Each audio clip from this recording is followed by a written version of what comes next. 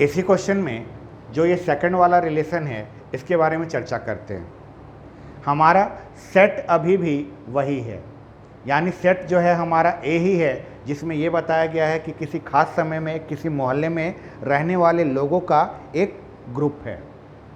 अच्छा, इस बार जो हमारा रिलेशन है वो रिलेशन हमारा ये कहता है कि ये रिलेशन अगर x और y को जोड़ रहा है तो इस x और y में क्या रिलेशन बताया गया, x is 7 centimetre long from y, अर्थात x y से 7 सेंटीमीटर लंबा है। अगर यहाँ पर रिलेशन बताया जा रहा है x और y में, तो x और y में जो रिलेशन बताया गया है वो ये बताया गया है कि x y से 7 सेंटीमीटर लंबा है। चलिए इस रिलेशन के बारे में हम चर्चा करते हैं कि ये रिलेशन रिफ्लेक्सिव, ट्रांजिटिव और सिमेट्रिक है या नहीं है, स्वतुल्य, सममित और संक्रामक है या नहीं है। बात सबसे पहले हम करते हैं रिफ्लेक्सिव की, यानी स्वतुल्य की। हमेशा आप बेसिक समझिएगा, रिफ्लेक्सिव कोई रिलेशन कब होता है, जब खुद का खुद से कोई संबंध हो तब। यहाँ पर जो डेफिनेशन है, यहाँ पर जो परिभाषा है, ये x y से 7 सेंटीमीटर लंबा है, ये x और y में रिलेशन है। आपका r जो है हमेशा इस तरह के ऑर्डर्ड पेयर क्रमित युग्म में मिलेगा, और जिस ऑर्डर्ड पेयर को आप लेने वाले हैं इसमें रिलेशन क्या है कि फर्स्ट में जो लिखा गया है x, ये सेकंड में लिखे गए y से 7 सेंटीमीटर लंबा होना चाहिए। मूल बात, बेसिक बात बस ये है कि आप इस रिलेशन को समझिए।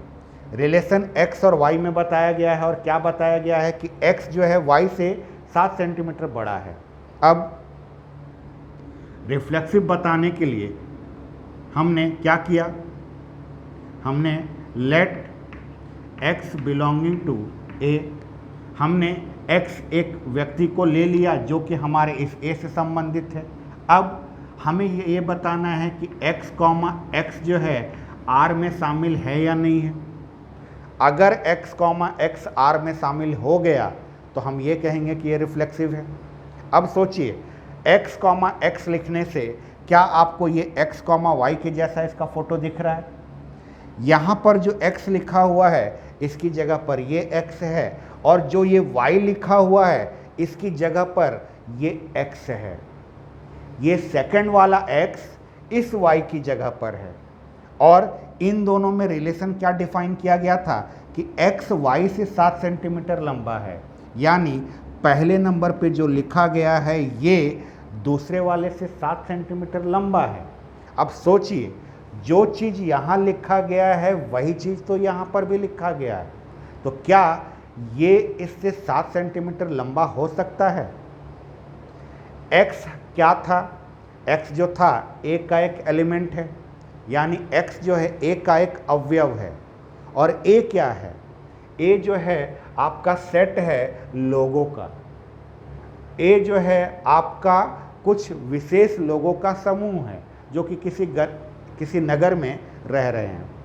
अब सोचिए, जो व्यक्ति का नाम आपने यहाँ लिया है वही व्यक्ति जो है यहाँ पर भी है, तो क्या कोई व्यक्ति अपने आप से, जिसका नाम आप यहाँ लिखेंगे वही नाम आप यहाँ पर भी लिखेंगे, यानी जो व्यक्ति यहाँ पर है वही व्यक्ति यहाँ पर है, तो क्या कोई व्यक्ति अपने आप से 7 सेंटीमीटर लंबा हो सकता है?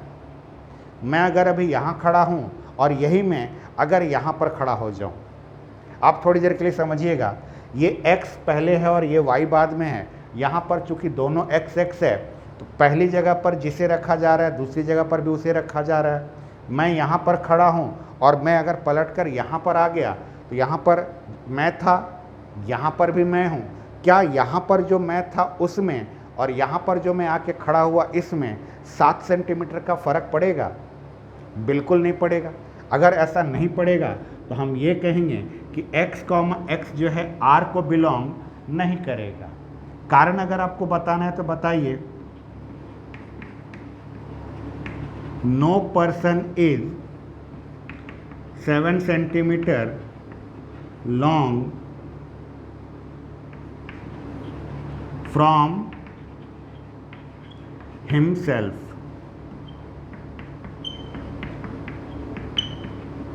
कोई व्यक्ति स्वयं से 7 सेंटीमीटर लंबा नहीं हो सकता।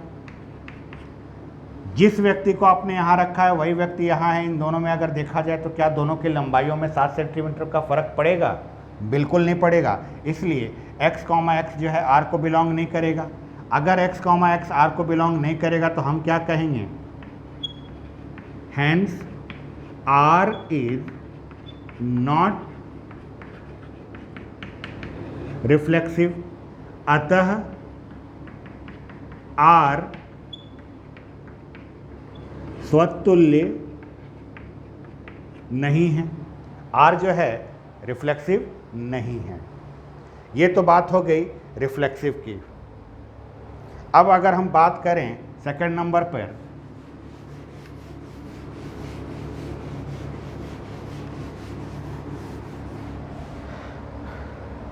सेकंड नंबर पर हम बात करते हैं सिमेट्रिक की,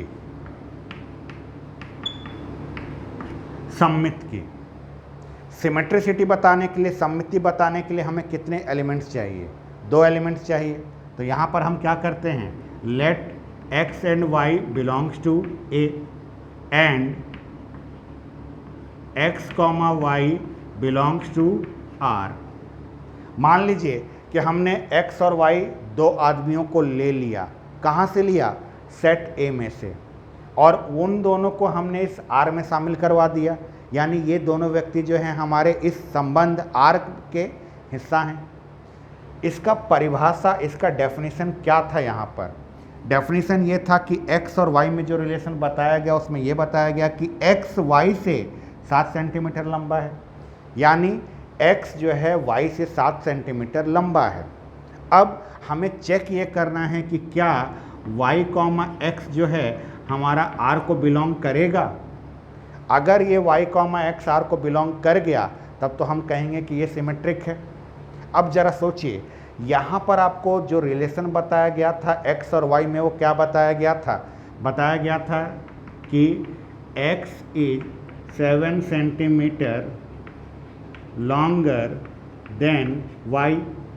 हिंदी में क्या लिखा है? अगर इसका आप हिंदी में लिखना चाहें तो लिखा है x, y से 7 सेंटीमीटर लंबा है। यहाँ पर है। अब सोचिए, x अगर y से 7 सेंटीमीटर लंबा है तो क्या y भी x से 7 सेंटीमीटर लंबा होगा? आप इन दोनों को ध्यान से देखिए। ये इससे 7 सेंटीमीटर अगर लंबा है, मैं ऐसा कहूँ, तो पलटने पर क्या ये इससे 7 सेंटीमीटर लंबा है? बिल्कुल नहीं है। अगर नहीं है तो ये y, x जो है इसमें शामिल नहीं होगा। x y से 7 सेंटीमीटर बड़ा है, y तो x से 7 सेंटीमीटर बड़ा नहीं है। तो x, y जो है r में अगर शामिल है तो इसका मतलब ये नहीं कि y, x भी r में शामिल होगा। इसका अगर कारण लिखना चाहें तो लिख सकते हैं, since x is 7 centimetre longer than y, therefore y can't be 7 centimetre longer than x। Hindi में अगर लिखना चाहें, चूंकि x y से 7 सेंटीमीटर लंबा है, चूंकि x y से 7 सेंटीमीटर लंबा है, इसलिए y x से 7 सेंटीमीटर लंबा नहीं हो सकता। और यही कारण था कि हमने मना किया कि y, x जो है r को बिलोंग नहीं करेगा। तो इसमें हम क्या कहेंगे? Hence r is not symmetric. r जो है वो सिमेट्रिक नहीं है। मतलब r संबंध जो है वो अपने आप में सममित संबंध नहीं है। ये तो बात होगी सिमेट्रिसिटी की। अब हम बात करते हैं ट्रांजिटिव की।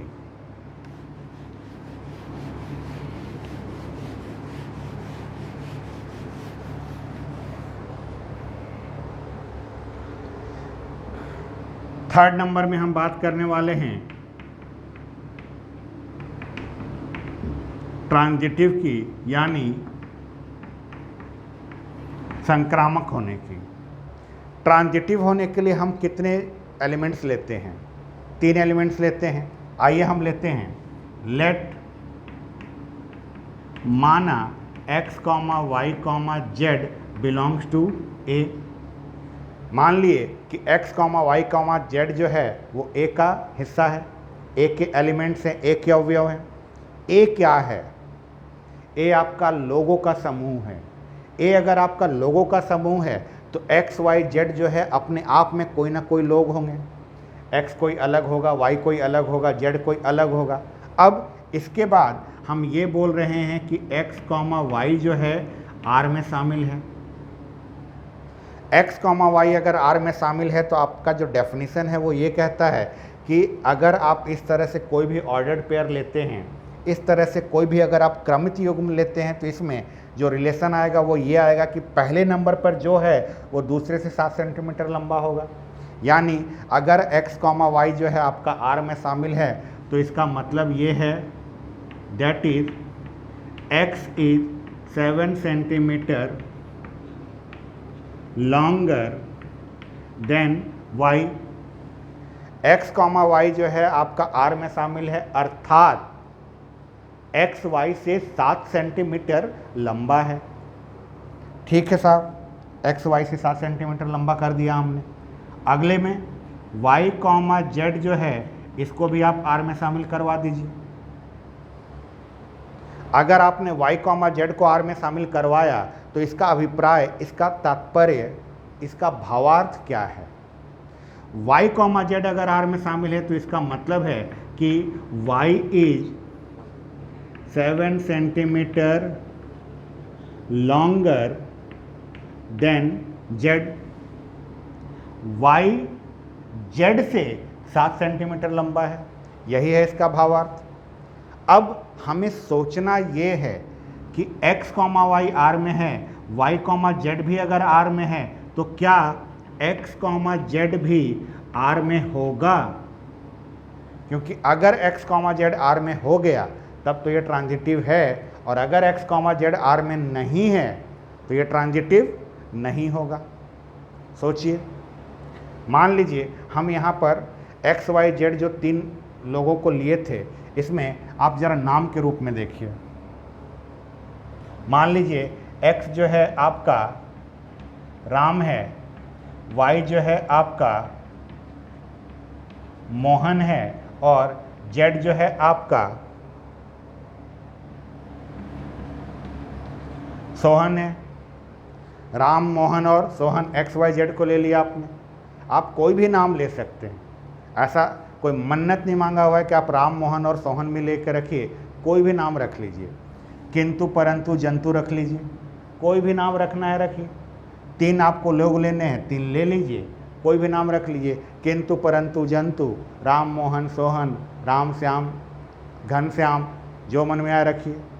अब सोचिए, x, y जो है R में शामिल है। x, y अगर R में शामिल है तो इसका मतलब ये है कि x, y से 7 सेंटीमीटर बड़ा है। x, y से 7 सेंटीमीटर बड़ा है।